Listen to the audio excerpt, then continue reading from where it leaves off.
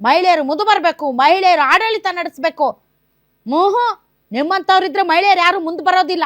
ಅದೆಷ್ಟು ಮಹಿಳಾ ಅಧಿಕಾರಿಗಳು ಮಾನಸಿಕವಾಗಿ ವೇದನೆ ಪಡ್ತಾ ಇದ್ದಾರೆ ಈ ಕರ್ನಾಟಕ ರಾಜ್ಯದಲ್ಲಿ ಅನ್ನೋದು ನನಗೆ ತುಂಬಾ ಚೆನ್ನಾಗಿ ಗೊತ್ತಿದೆ. ಒಬ್ಬ ಸರ್ಕಾರದ ಮುಖ್ಯ ಕಾರ್ಯದರ್ಶಿನೇ ಬಿಡದೇ ಇರುವಂತ ರಾಜಕೀಯ ನಾಯಕರು ನೀವು ಗಬ್ಬೆದ್ದೋಗಿದ್ದೀರಾ ನೀವು.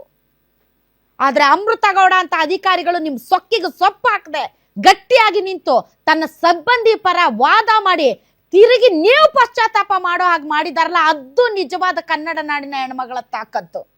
ಐ ಅಪ್ರಿಶಿಯೇಟ್ ಅಮೃತ ಗೌಡ, ಅವ್ರನ್ನ ಅಪ್ರಿಶಿಯೇಟ್ ಮಾಡ್ತೀನಿ.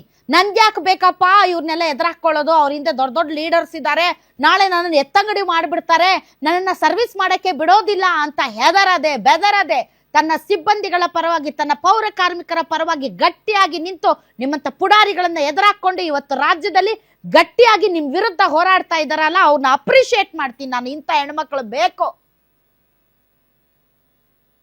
ಹೆದರಬಾರದು. ತಪ್ಪಿಲ್ಲ ಅಂದ್ರೆ ಯಾಕೆ ಹೆದರ್ಬೇಕು?